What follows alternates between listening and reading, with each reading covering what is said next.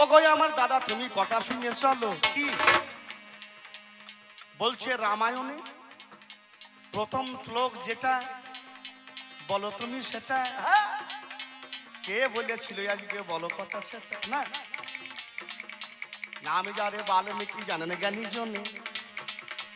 একজন নাম ছিল রত্নাকর, আজকে বলি গো এখানে রত্নাকর। তাহলে আগে কি করতো? খুন করতো, ওনার কথায় অধর্ম করতো। অধার্মিকের লেখা রামায়ণ না? ভুল কথা, ভুল কথা। কি ভুল কথা? আপনারা রামায়ণ পড়েছেন তো, রামায়ণ শুনেছেন। এখানে খুব জ্ঞানী লোক এই গ্রামে আমার গুরুর মুখে শুনেছি, যিনি একজন প্রখ্যাত কবিয়াল ছিলেন আমাদের মুর্শিদাবাদ জেলার হরিনারায়ণ, হরিমাকর, হরিচরণ। তাদের বাড়িতে গিয়ে কবি গান শিখেছিলেন। না ঠিক বলছি না ভুল বলছি? তার জীবনে আমার গুরুদেব লিখেছিলেন, সে বইটা প্রকাশ হয়নি। হ্যাঁ, যদিও বইটা একটা পার্টির কারণে সব উল্টো পাল্টা হয়ে গেছে, সে পরে কথা হবে আলোচনা। তো আমি নিজে লিখেছিলাম, আমার গুরুদেব বলেছিলেন, আমি লিখেছিলাম। যেমন ব্যাসদেব বলছিলেন আর গণেশ লিখেছিলেন, ঠিক আমি সেরকম মুর্শিদাবাদের কবিয়াল পরিচিত, বহু জীবনী কবিয়ালদের। কিন্তু ওই পার্টির কারণে বইটা পাঠানো হয়েছিল, কিন্তু 7 পাস আমার গুরুদেব তো দেখে এই লোক যদি এই বই প্রকাশ একবার করে ফেলে তাহলে কিন্তু আমাদের মান থাকবে না। এখানে অধর্ম। কি বলি বই ও বাবা রে বলে হারি যায়। আমি সত্য কথা বলছি বাবা, বলবো না অন্যায়।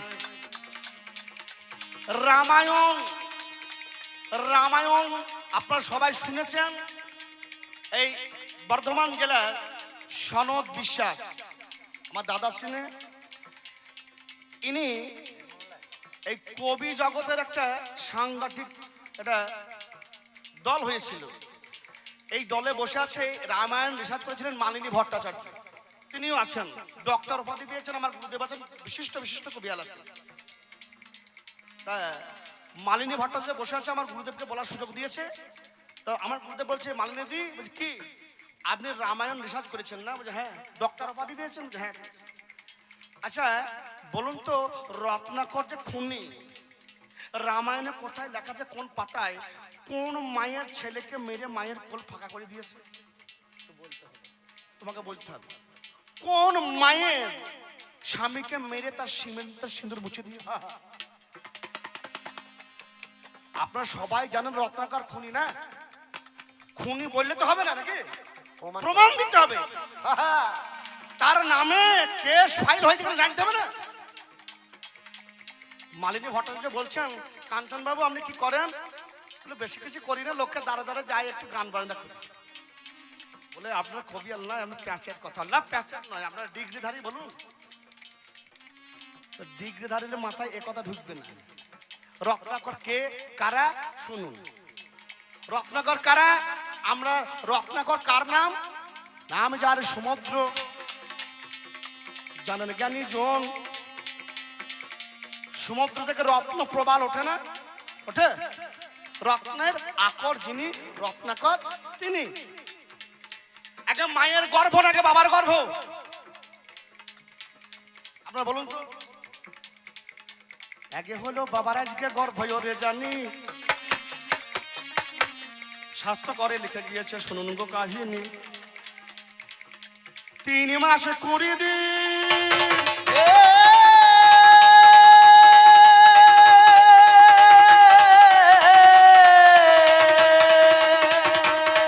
আমি বলি আজা নাই, বাবার মাথায় ছিলাম আমরা, মিথ্যা বলবো নাই না। বাবার কাছ থেকে এলাম মায়ের কাছে, বিজ্ঞান বলছে 9 মাস 20 দিন, শাস্ত্র করে বলছে 10 মাসে 10 দিন না।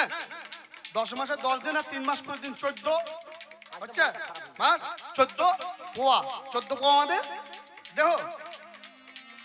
আরে গোপাল তোর রত্ন হয়েছে রে না, ছেলেকে মেয়ে আজকে রত্ন করে কয় না। রত্নের আকর এখানে পুরুষ যারা সবাই হলো ভাই। গান ভালো লাগছে? বুঝতে পারছেন? আপনাদের বলতে পারছি আমি। রত্নাকর কারা? আমার বাবারা যারা পুরুষ জাতি আছেন সবাই রত্নাকর। রত্নের আকর ছেলে কিংবা মেয়ে এরাই হচ্ছে রত্ন। তৈরি করা যায় রত্নাকর। রত্নাকর খুনি হলো কেন? সে কাকে খুন করেছে? এবার আসুন সাধু তত্ত্বে, এই ডিগ্রি হারে তত বুঝতে পারবেন না। লেখাপড়া ডিগ্রি তত্ত্বে বোঝা যাবে না। কেন? নিত্যানন্দের হাটে নাই বিদ্যার গৌরব। নিত্যানন্দ যেথায় গো চলে। আরে সত্য কথা বলছি আমি, কবিরা সরে খুলে। নীতি নীতি মরে জীব জম ঘরে যায়, ভজন সাধনের পথ না দেখে উপায়। আমরা প্রত্যেক দিন মরি, পলে পলে মরি। ইসলাম আছেন না? রোজা রাখো, রোজা রাখো, রোজ যাও, মাল ঘরে মাল রেখে যাও। সনাতনে কি বলছে? তারক ব্রহ্ম। ওমা আগের যুগে বাড়িতে হাঁস মুরগি ডিম তা দিত না? দিত? হাঁস মুরগি বাড়িতে তা দিত না? ডিমের বাচ্চা ফুটতো না? তা রোগ রেখে দাও ব্রহ্ম। এইবার নেমে নিত্য করো রে, এইবার নেমে নিত্য করো রে।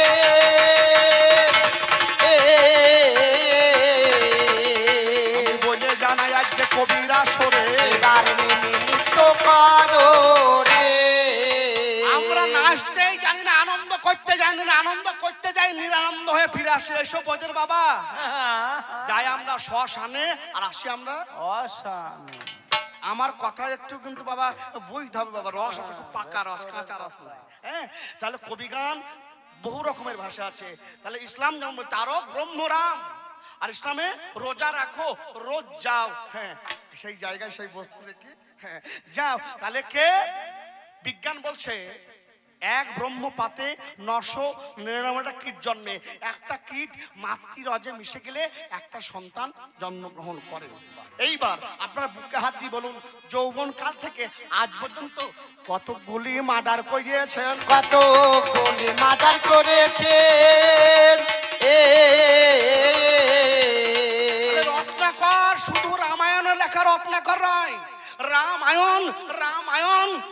এই দেখো রামায়ণ, এখানে দেহটা রামায়ণ, মূলাধার, স্বাধিষ্ঠান, মণিপুর, অনাহত, বিশুদ্ধ, আজ্ঞা চক্র। আচ্ছা, রামায়ণ, রাম রসায়ন। তাহলে কি বলছিলাম? রত্নাকর। এখানে যত যত বাবারা আছে সবাই আমার রত্নাকর, সবাই আমার খুনি। হরি বল। এইখানে মহাজন কলম দিয়েছেন, নীতি নীতি মরে জীব জমে ঘরে যাই রে, মরি মরি রে। রীতি রীতি মরে জীব জমে ঘরে যায় রে। ওরে ভজন সাধনের পথ দেখিবারে না পাই রে। আর ভজন সাধনের পথ, ভজন সাধনের পথই দেখিবারে না পাই রে। এই মরার পর থেকে বাঁচতে হবে। মানুষ মরে কবার? শাস্ত্রকার বলছে 2.5 বার। ব্রহ্ম পাতনং মরণং ব্রহ্ম ধারণং জীবনং। তা আমার বাবা মরেছে তাই আমি হয়েছি। হরি বল। আর একবার মরি কখন? এই 4 হাতটা ছেড়ে দিয়ে বলো হরি হরি বল, নাকি? আর একটা মরা কোথায়? মানুষ যখন ঘুমিয়ে যায় তখন 8খানা মরা, নাকি বলছেন? তাহলে এটা 2.5 মরা। শাস্ত্রকার কি বলছে, সাধু কি বলছে? আর একটা মরা আছে জীবন্তে মরা। কি মরা? সানিতান্ত্রে গমন, বাগ্রে আলিঙ্গন, সব বিশ্ব ভুজঙ্গ কণ্ঠে ধারণ। ইহা হতে কঠিন এই সাধন করা। এই সাধন করে যারা জীবন্ত হয় মরা। জীবন্তে যে মরতে পারে সে অলি হতে পারে, পীর হতে পারে, গুরু হতে পারে। যে গুরু কাকে বলবো? যে গুরু অন্ধকারের পথকে আলো দিশারি দেয়, মরার পথ থেকে বাঁচার দিশারি দেয়, সেই হলো আমার। ধর্মের পথে আসতে হবে, মদ খেলে হবে হবে হবে না। তাহলে গুরু নীতি নীতি মরছি, এই মরার পথে বাঁচতে গেলে কুলগুরু, কুলগুরুকে কুলকুণ্ডলী শক্তিকে জাগ্রত করে উদ্ধ করে। যে তাই তো হরি বল হরি বল হরি বল। নিজে বাঁচে পরকে বাঁচায়, সেই হলো গুরু। নিজে বাঁচে পরকে বাঁচাবে সে কুলগুরু।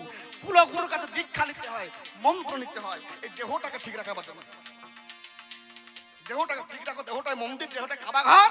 এই দেহটা ঠিক না থাকলে আল্লাহকে পাবে না, ভগবানকেও পাবে না। তাহলে রত্নাকর খুন করছে, মার্ডার করছে। শাস্ত্র আর শাস্ত্র, শাস্তর আগ যেমন গিলে খেলে আস্বাদন পাওয়া যায় না, কি করতে হয়? আপনাদের আমোদপুরে চিনির মিল আছে না? এখন আর নাই। আমাদের পলাশিতে ছিল, এখন আর নাই। এখন আর নাই, সব ভেজালে ভরিয়ে গেছে। কি করে হবে? ওই এই যে কারণ ভালো জিনিস থাকবে না বাবা, হরিবল। ওই চার পায়ের মতো। হ্যাঁ, তাহলে রত্নাকর স্বয়ং ব্রহ্মারূপী, গুরু ব্রহ্মা গুরু বিষ্ণু গুরুদেব মহেশ্বর। হ্যাঁ, বলি না, গুরু ব্রহ্মা, ব্রহ্মা নিজে ব্রাহ্মণ বেশে এলেন কোথায়? সেই বনে। ব্রাহ্মণ বেশে সেদিন দেখা দিল হয়, আমার রত্নাকরে দাঁড়িয়ে আছে বনের মাঝে ভাই। ধরে নিল ব্রাহ্মণকে শূন্য দিয়া মন, যা কিছু দাউরে বাবা মনের মতন। বাবা রে, আমি গরিব ব্রাহ্মণ, আমার ঝোলায় কি থাকবে? দুটো পচা কলার আতপ চাল, আর তো কিছু নয়। কি বলছেন? লাখ লাখ টাকা খরচ করে মা কালীকে তৈরি করবে, লাইট প্যান্ডেল হবে, মদের বোতল হবে, কিন্তু বামুনকে দেবার সময় হবে না। তো বলি বাবা কিছু নেবে, ওসব হবে না, তোমার যা মাল করেছে দাও। বলি বাবা তুই যে আমার কাছে চুরি করবি, চুরি করার জন্য পাপ হবে, এই পাপের ভাগ নেবে কে? বলে কেন? আমার মা নেবে, বাবা নেবে, নেবে আমার বউ। কি যাদের জন্য চুরি করছে তাদের নেবে? বাবা এ দুনিয়ায় কেউ কারো নয়, কেউ কারো পাপের ভাগ নিতে পারে না। না না, যাও একবার জিজ্ঞেস করে। ও আমার ধৃষ্টতা মার্জনা করবেন, কারণ চোর যারা মদ খায় তাদের ভাষা ঠিক থাকে না, থাকে শালা। হ্যাঁ, বামুন শালা খুব চালাক। আমি জিজ্ঞেস করতে যাবো, তুমি শালা পালিয়ে যাবে, দেখবে। না রে বাবা, পালাবে না। ব্রহ্মকে বাঁধা যায়, ব্রহ্মকে ধরা যায়? হ্যাঁ, বললো তোমাকে লতায় পাতায় বেঁধে রাখবে নাকি? বলছে ওরে লতায় পাতায় বেঁধে রেখে রত্নাকর যিনি বাড়ির দিকে ছুটে বাবা গিয়েছিলেন তিনি। পিতা কিরে রত্নাকর, বাবা আমি যে উপার্জন করি, উপার্জনের অর্থ তোমাদেরকে দিয়ে, হ্যাঁ দাও, যদি আমার পাপ হয় পাপের ভাগ নেবে না কেন? করে পাগল, কেন নেব? বর্তমান দিকে লক্ষ্য করুন, শূন্য অবস্থায়, অর্থাৎ সন্তান যখন গর্ভে এলো, ডাক্তার দেখলো মায়ের গর্ভে সন্তান এসেছে, ডাক্তার বলছে আর কাজ টাজ করো না, নাকি বলছেন? হ্যাঁ, বাচ্চা নষ্ট হয়ে যাবে, নাকি বলছেন?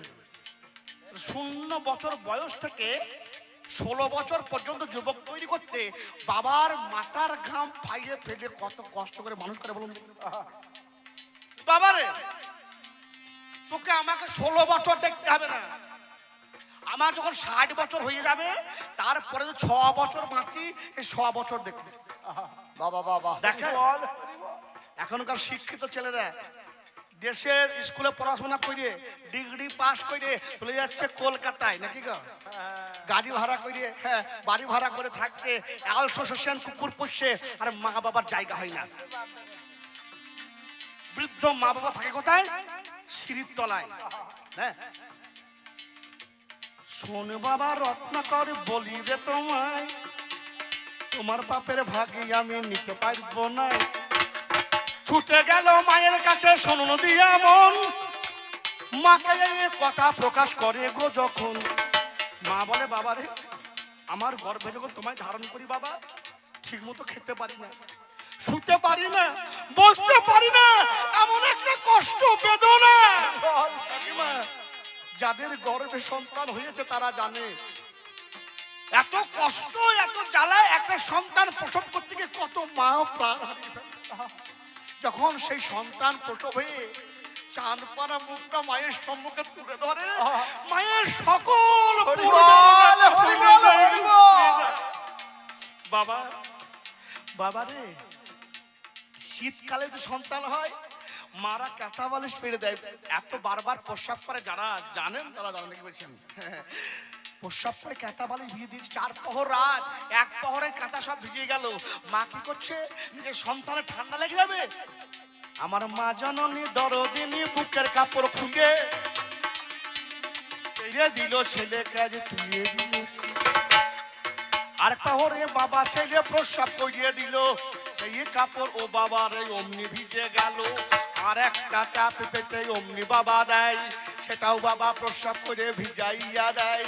বসনের কাপড়খানি সব ভিজেইয়া গেল। ছেলেকে আজ ঠান্ডা লাগবে কথা নয় নকলে। সেই ছেলেকে কোলে নিয়ে মা জননী যে বুকের ওপর তুলিয়ে রাখে, বলি আপনাদেরকে এত কষ্ট করে ছেলেকে মানুষ করে জানি কেন? তোর পাপের ভাগ নেব বল দেখে আজ। শোনে এবার বইয়ের কাছে গেল চলে। ও ও দিরানা দিরানা না না শুনুন দিয়ামো, আরে ও দিরানা দিরানা দিরানা দিরানা না না আমরা তো সব পত্নী পাই না নাকি গো? একটা করে পেতনি পাই। পত্নী কাহাকে বলে? পতনের বস্তু যিনি ধরে রাখে তাহাকে বলা হয় পত্নী। আর আমরা যা পাই সব পেতনি। হ্যাঁ, এসব একবার টেঙে তাই গৌর হরি বল। বুঝতে পারছেন তো? কলা ছাড়ি বিক্রি হবে না। হ্যাঁ, বলছে শোনো, আমি যা উপার্জন করি অর্থ পাপ যদি ভাগ নেবে না। কেন ভাগ নেব? পৃথ্বী গত্যং পরিত্যাজ্যং স্বামী গত্যং গচ্ছতি। পিতার গোত্র পরিত্যাগ করে তোমার গোত্র পাই। আর তুমি কি করো? হ্যাঁ, তুমি আমার ভাত কাপড়ের দায়িত্ব নাও নাকি? আজ থেকে তোমার ভাত কাপড়ের দায়িত্ব নিলাম। তুমি চুরি করবা না তারি করবা, সেদিকে তো আমার লাভ নেই। তখন চৈতন্যের উদয় হলো। সর্বনাশ! কশ্য মাতা, কশ্য পিতা, কশ্য ভাগ্য সহোদরা, কায়া প্রাণের সম্বন্ধ, আকস্য পরিবেদনা। কে মা, কে ভাই, কে বন্ধু, কে বান্ধবী, কেউ কারো নয়। ওরে কাঁদিতে কাঁদিতে বনের পথেতে রত্নাকর ছুটিয়া যা। আরে রত্না করে ছুটিয়া যাই গো, রত্না করে ছুটিয়া যাই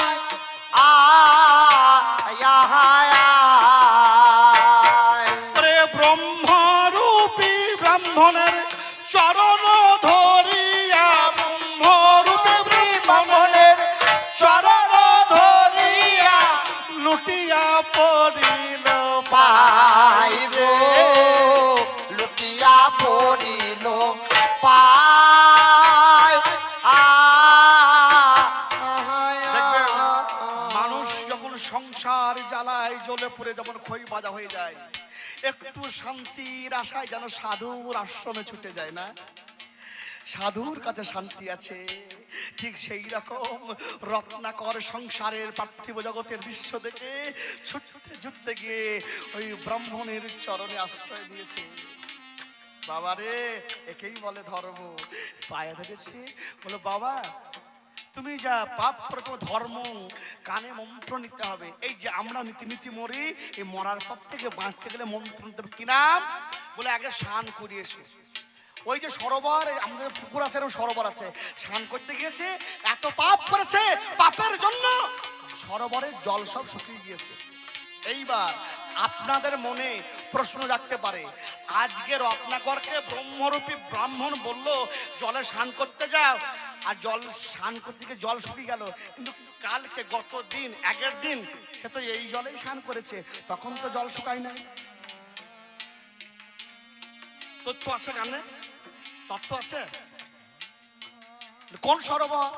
মানুষের গায়ে যখন বল থাকে, রক্ত থাকে, সাধু গুরু বৈষ্ণব গুণীদের কথা কানে নেয় না, না গায়ে বল থাকে, হাম কানে নেয় না।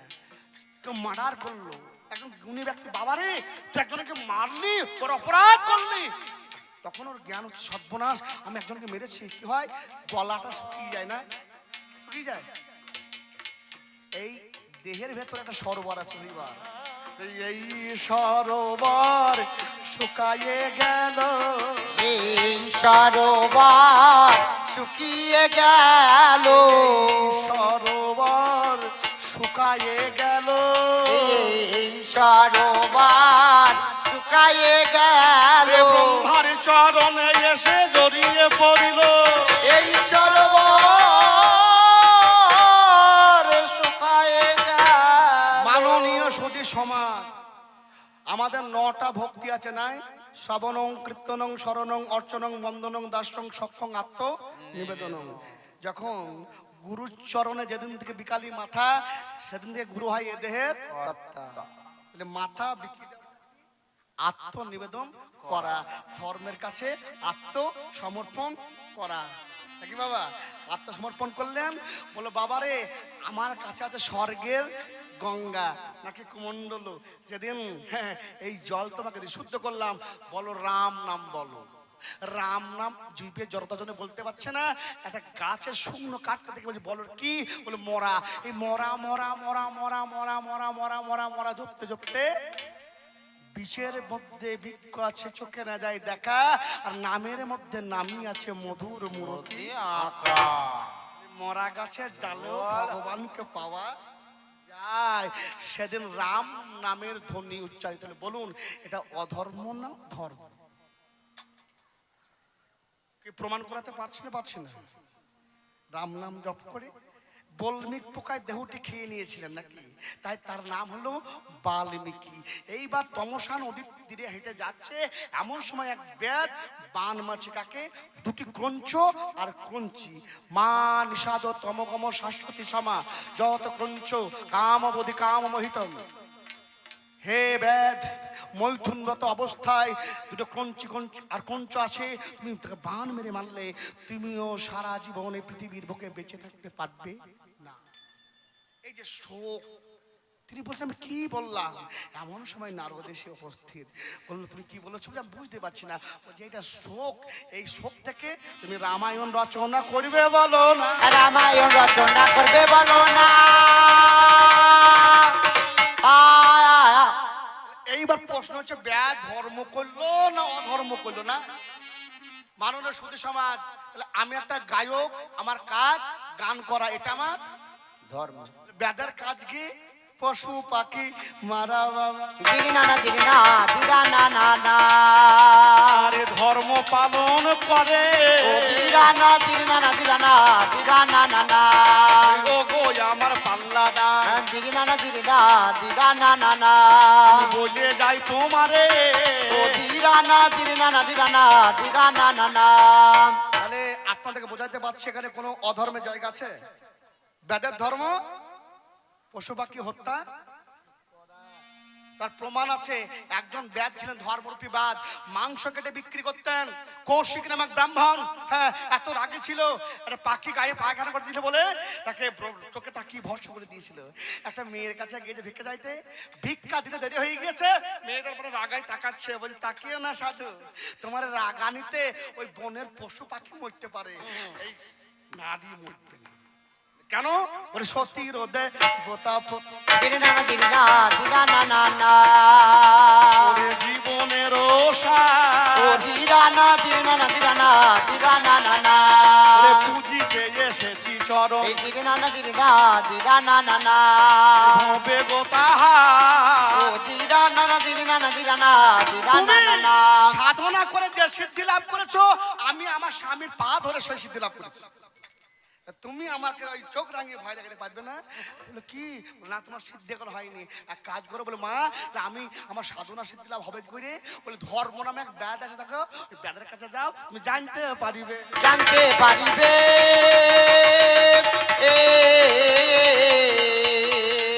সে ব্যাধ করছে কি, পশুর মাংস কাটে কেটে বাজারে বিক্রি করে টাকা পায়, মা বাবাকে সেবা দেয়, তারপরে বাড়ির গিন্নিকে সেবা দেয়। এই যে ধর্ম, কারণ এর ধর্ম কি? মাংস বিক্রি করা। যার যার ধর্ম সে পালন করেছে ভাই রে, আর মা বাবাকে সেবা দিয়েছে, এতে কোনো পাপ, ঠিক আছে? তাহলে এখানে কোনো পাপ দেখতে পেলেন রত্নাকরে? এখানে কোনো অধর্মের জায়গা আছে? জায়গা নাই। তুমি জেনে যাওয়ার শুনে আর জেনে যাওয়ার শুনে যা।